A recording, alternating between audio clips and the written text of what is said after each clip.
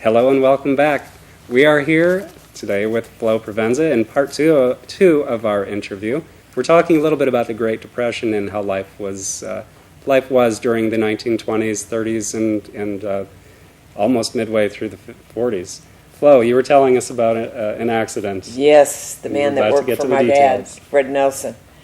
No family, no money. He hadn't been working. He'd been living in our basement, and because he had nowhere to go after he lost his job with my dad. And my dad fixed up the basement. We had a bathroom down there, and my dad put in a shower. And so he made a little bedroom for him down there, and he lived there for quite a while. See, I could not imagine anything like that happening today. Well, there has to be a lot of trust. Well, yeah, he was a good man. Yeah. And when I grew up, Fred was always out in the backyard. We had that big yard. Luckily, before this happened, my dad and my uncle had built, I had a couple of uncles that worked on it, had built both those houses. They were paid for. Mm-hmm. So we were very lucky. We had the old farmhouse, and a lot of the younger people in the family, even married ones, moved into that big old farmhouse who had rooms that were like 10 by 12 at the most, you know, but they moved into the farmhouse, and that was right through the alley. The barns were there with the horses still, and so we had the horses, and we put the horses to work. The horses went to work for the city.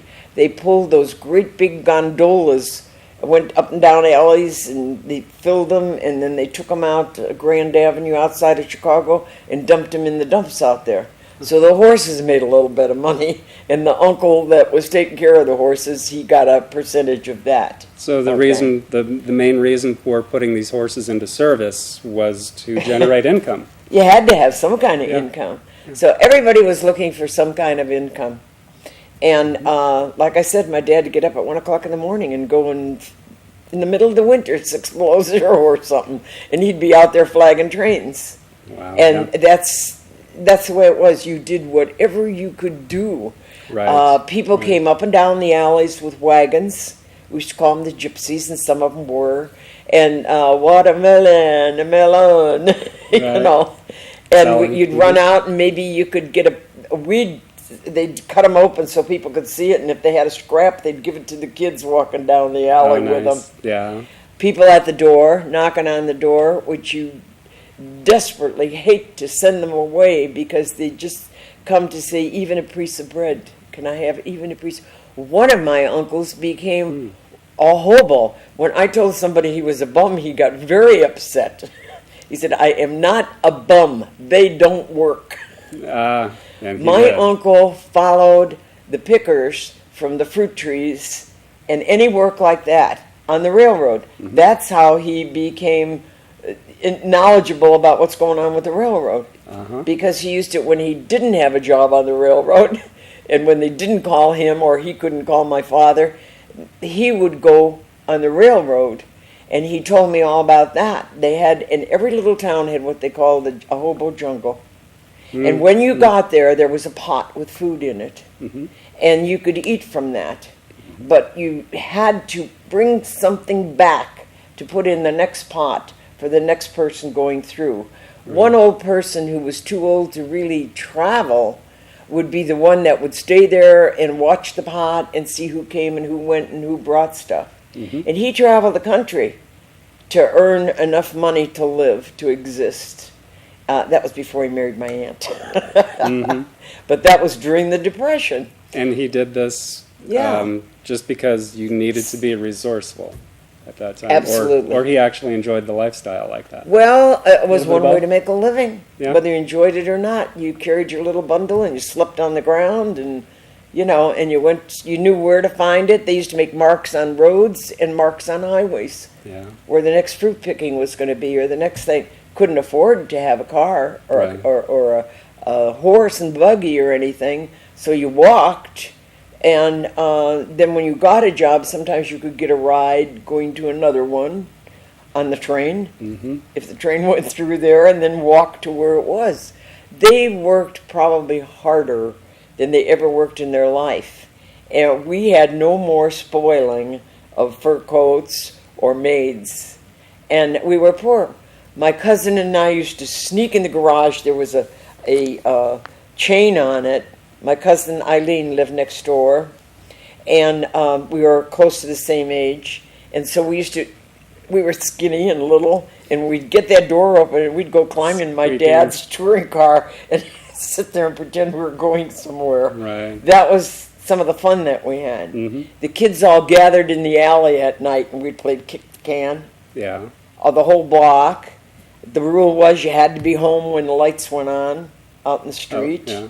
Different Oh, things yeah. like that. And the horses, when they'd take the horses out of the barn and bring them up to water back of our houses, we had a big watering trough for the horses. Mm-hmm. And my uncle would bring them through, and every once in a while he'd let one of his kids a couple of kids get up on the horse and ride just like 150 feet from the barn to the trough. Yeah. Yeah. And anything you could do was fun.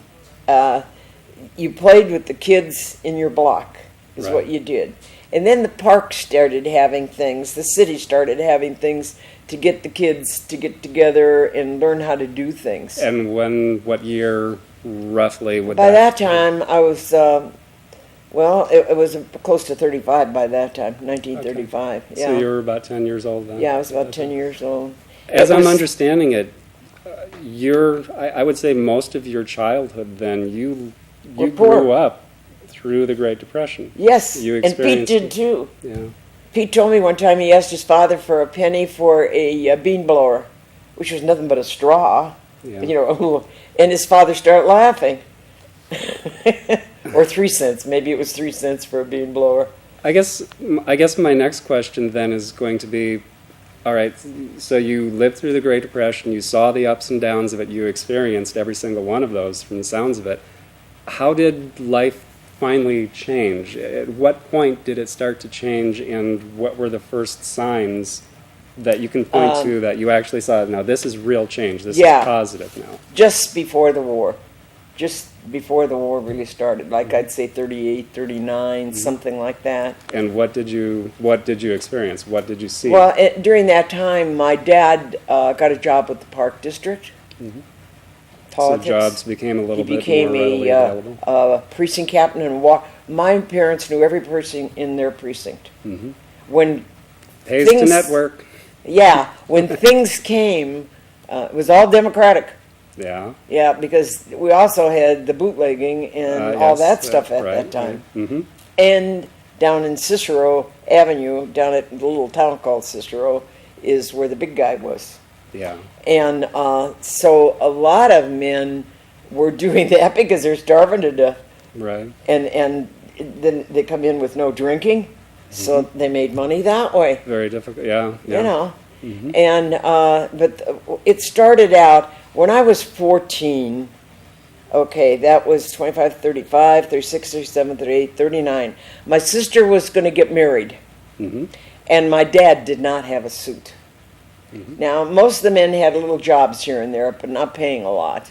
But we were getting by. We were surviving. We were Yeah. eating. Mm-hmm. And so at that time, I thought I got to help my parents. I had gone to Sears at the age of 14 and got a job working on Saturdays. Back then, you didn't carry a birth certificate, Social Security. You know, nobody, it wasn't there. Right. Okay. So I borrowed my sister's clothes, my sister's high heel, my sister's makeup, got my hair fixed up real nice because I saw an ad in the paper. I was 14. I went downtown on the streetcar, nickel, another nickel coming back. Yeah.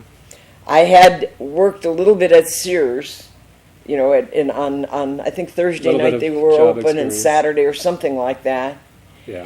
And so I had a few dollars. I paid my mother for living Mm-hmm. and kept a few dollars. I went downtown all dressed up, looking as old as I could and as sophisticated as I could. I applied for the job, filled out all the papers and everything. It was a job to go up and down the alleys in Chicago, bringing samples of Swan soap to households and giving them a spiel. So I went and applied for the job, acted as old as I could, and the woman looked at me kind of funny, and she said, "You did read that it says you have to be 21 for the job. And I said, oh, yes, I read that. Mhm. I didn't lie. All right, we're out of time. So I got the job. awesome, Flo. Excellent. Thank you very much for joining us today. We will be right back.